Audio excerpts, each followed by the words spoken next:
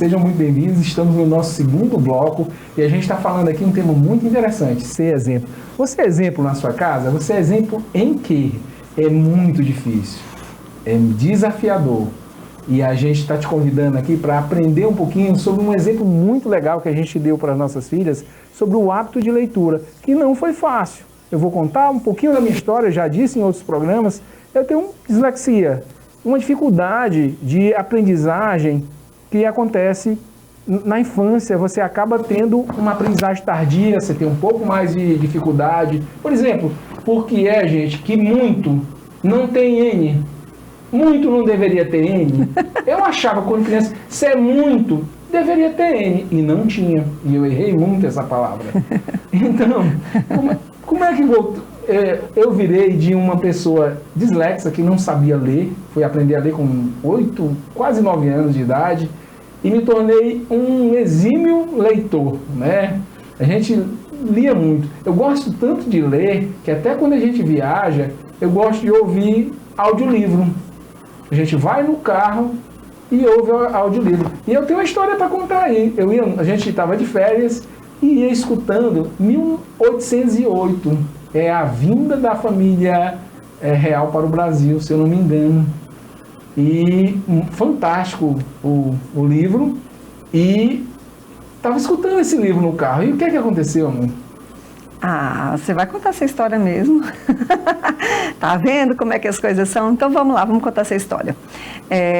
A questão do hábito da leitura, na minha casa não era muito hábito, né? Eu não fui ensinada e eu cresci sem gostar muito de livros. Quando na escola passavam aqueles livros que você tem que ler, né? Literatura, aí passava um livro para você fazer uma prova, eu sempre tinha tempo no último dia. Então eu ia ler um resumo, ia ler as últimas páginas e só Deus sabe como é que eu fazia essas provas. Então não era uma prioridade, né, na minha casa a leitura, não era.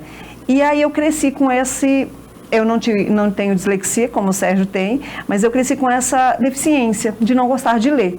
E nem por assuntos que eu gostava, tipo assim, que me interessasse. Não lia. E aí me tornei mãe. E como ser exemplo dos filhos, nós estamos falando de exemplo, sem ler. Aí casei com um homem que ama a leitura. Sérgio lê de 2, 3 livros por vez, né, de assuntos diferentes. E isso tem que ter uma capacidade, assim, intelectual, né, acima da média. E eu olhava para o Sérgio lendo, quando a gente não tinha filhos, eu falei, gente, que graça que tem. Foi quando em 2000 e alguma coisa, eu fiz uma pós durante um ano inteiro, né, indo a São Luís e voltando, dentro de um dos cursos da Febracis, onde eu me tornei coach, master coach, analista de perfil comportamental, e comecei a mergulhar neste mundo de autoconhecimento e me encontrei com a leitura, né? Assim, até um beijo, Lia, lá da Febracis de São Luís, que é uma grande inspiração para a gente como profissional, como mãe, como esposa. E foi lá onde eu me conheci, soube quem eu era, do que eu gostava e comecei a me interessar por leitura. Então hoje, desde esse tempo para cá, eu amo ler. E o que acontece? As nossas meninas começaram, já viam o Sérgio lendo, né? Pai super leitor, e a mãe começou a ler também. Mas elas desde pequenininho, como é que a gente fez, Sérgio, né? Muitas pessoas perguntam pra gente, mas quando começaram a introduzir a leitura para os filhos, como é que a gente fez? Eu quero antes mandar um grande abraço pro Fábio, esposo da Lia. Eles coordenam a Febracis de São Luís. E lá que a Elisa ficou apaixonada por começar a ler, entender tudo sobre o coach. Aqui, gente, eu quero fazer um adendo que tem no Brasil muito preconceito sobre o coach, por desinformação. Nos Estados Unidos, a maior potência do mundo, muita gente tem coach. Quase todo mundo, empresário de sucesso, tem um coach por trás. Michael Phelps, que a gente já citou aqui em outros, tinha um coach por trás dele que ensinou muito do que ele sabe para ter essa mente dele se tornar um campeão, o melhor campeão de todos os tempos. Então, assim, um abração para Fábio e para Lia. E foi um prazer muito grande essa jornada da gente no conhecimento de coach. Outro dia até ouvi uma crítica sobre o coach e em algumas situações tem até razão, porque tem pessoas que às vezes vão 2 finais de semana em algum treinamento e já acham que já possuem um ferramental para fazer toda uma mudança na vida de outros e requer mais conhecimento. Um curso da Febracis completo, ele equivale claramente à melhor pós-graduação que você possa encontrar no Brasil, você pode ter certeza. vale muito a pena. Não para ser coach, às vezes, dos outros, que já é muito bom, mas se você conseguir ser coach de você mesmo, é uma mudança muito radical, viu? O que eu estou querendo dizer aqui é que é excelente ser coach dos outros, mas se você pegar esse conhecimento, essa bagagem que eles têm, para você ser de você mesmo, já é muito bom. Foi isso que eu fiz. E muita mudança aconteceu. A partir disso aí, eu comecei a estudar a questão do conhecimento humano, a psicanálise, fiz pós em neurociência, toda uma jornada de conhecimento para chegar até você aqui hoje, tá certo? E aí, como é que nossas filhas aprenderam a ler, né? Uhum. Essa é a questão que você me fez.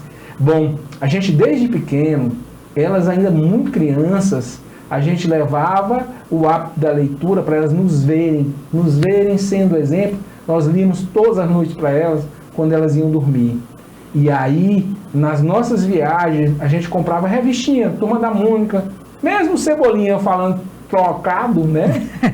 Não interferia em nada. Elas começaram a ter gosto pelas revistinhas, depois nós fomos colocando novos livros. Antes teve a Bíblia para as crianças. É assim, na leitura do quarto, eu já até citei aqui, a gente lia a Bíblia para crianças. Elas olhavam as figurinhas e nas nossas viagens, as revistinhas de Turma da Mônica, da Disney também.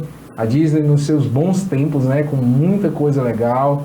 E depois a gente começou a introduzir umas leituras que tinham poucas figuras com mais texto, né? Qual era a leitura com pouca figura com mais texto? A gente saiu dos gibis para um diário de banana. E foi uma transição que a gente teve que trabalhar, porque não é fácil você sair de um gibi cheio de figurinha para um livro que tem poucas figuras e mas tal. Mas que o tema também e os assuntos são muito divertidos e começa a estimular mais a sua criatividade, né? Com certeza. E aí, gente, qual é a pegada?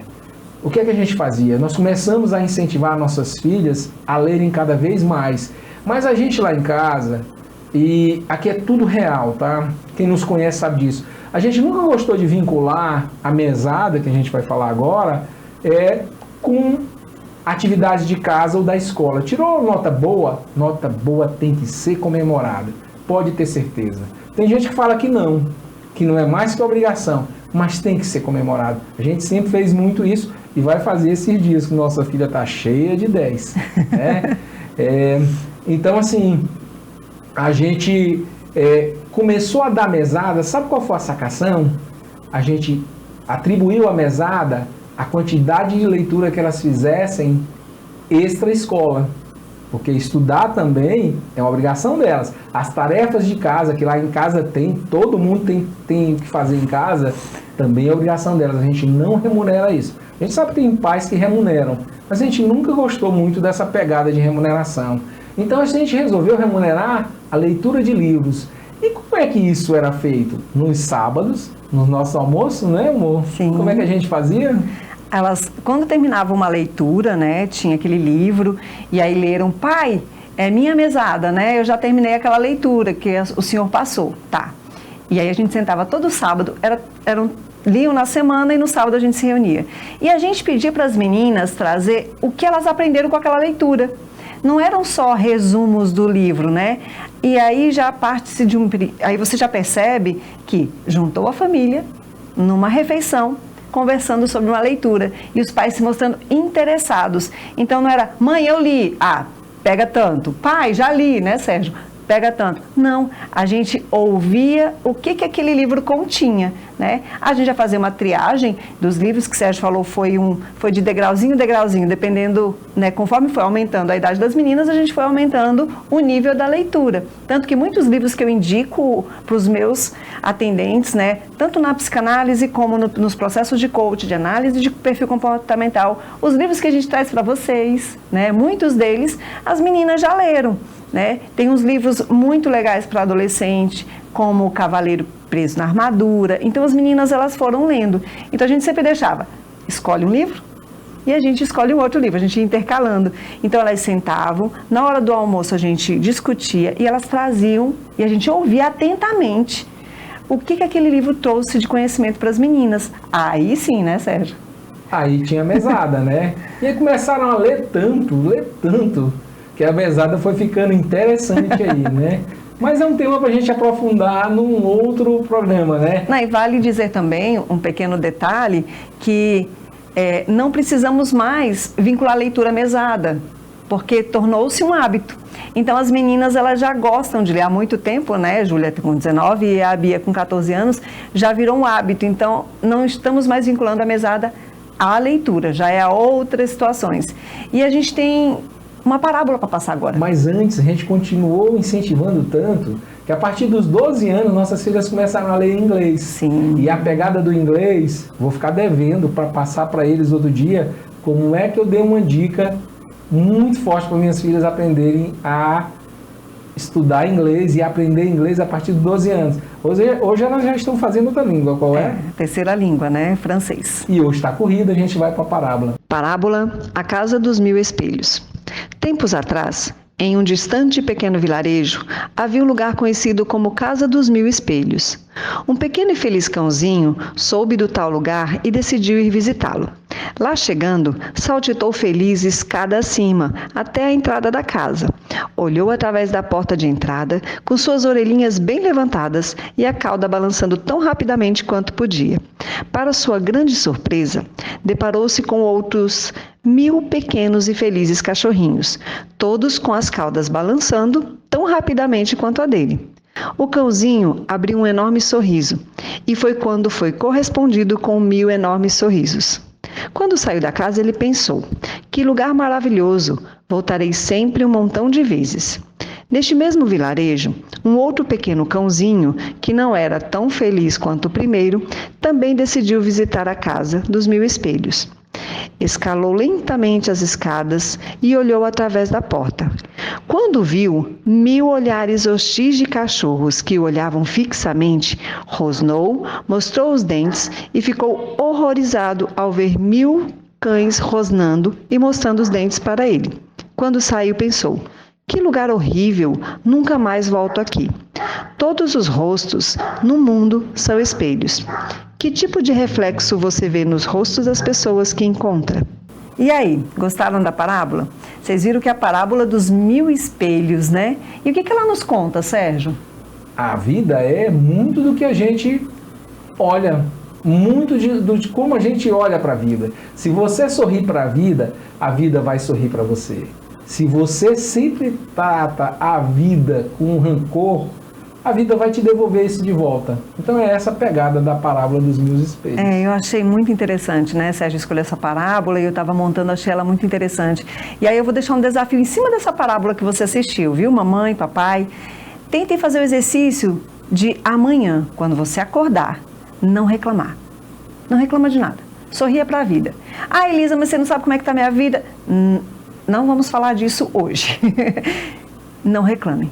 Passe 24 horas do seu dia sem reclamar e veja o que acontece. E manda pra gente. Escreve lá e diga o que aconteceu na sua vida. Pode ter certeza que é um excelente exercício, viu? E se a gente está te pedindo isso, é porque a gente faz também, viu? E não é fácil, não. Tente aí passar um dia sem você reclamar de nada. E vai ter dica de livro hoje? Tem dica de livro hoje? E dica de filme também? Tem. A gente já está chegando no finalzinho do bloco e vamos dar a dica de livro de hoje? Qual o livro que a gente vai indicar hoje? E esse aqui todos vocês precisam ler, gente. A gente sempre assim comenta, fala, indica, mas essa é leitura obrigatória. E como vocês estão vendo aí, o livro hoje é do Paulo Vieira, nosso coach, né, nosso mentor, e o poder da autorresponsabilidade. Lembra que a gente falou lá no primeiro bloco de se observar para poder ser exemplo dos nossos filhos? Então, esse livro, ele é pequenininho, mas ele chega assim, chegando na sua vida. Então, leia. Esse aqui é leitura obrigatória. É um livro impactante e pequenininho, gente. Vamos começar por ele. Vamos começar a ler. Leiam, é muito bom. E o filme, Sérgio? O filme é de porta em porta. É um filme lindo, de um cara que tinha tudo para reclamar da vida, um cara que tinha tudo para olhar para o espelho e só se queixar, e ele é um exemplo de como você pode virar o jogo, mesmo você tendo dificuldades a serem vencidas na vida. Vale a pena você ver. Então fica essas duas dicas para vocês e eu vou lembrar que ao término deste programa eu vou colocar uma enquete e aí você vai lá votar, colocar sua opinião, dizer o que achou sobre as leituras e o livro de semana passada, combinado? E mais uma vez, lembrando, se tiverem sugestões, crítica, algum tema que você quer que a gente traga e aborde aqui para a sua família, para o enriquecimento da sua família, manda pra gente. Tem um linkzinho lá no nosso Insta, @conexão_inteligente. Você fala com a gente diretamente no WhatsApp. E não saiam daí, que a gente volta já já, e trazendo um casal fantástico aqui, que para nós são um exemplo de pessoas, batalhadores, vencedores. Vale a pena vocês escutarem um pouquinho dessa história dessa turma que está há 40 anos trazendo a educação para a nossa cidade. Um abraço. Então, até daqui a pouquinho com convidados.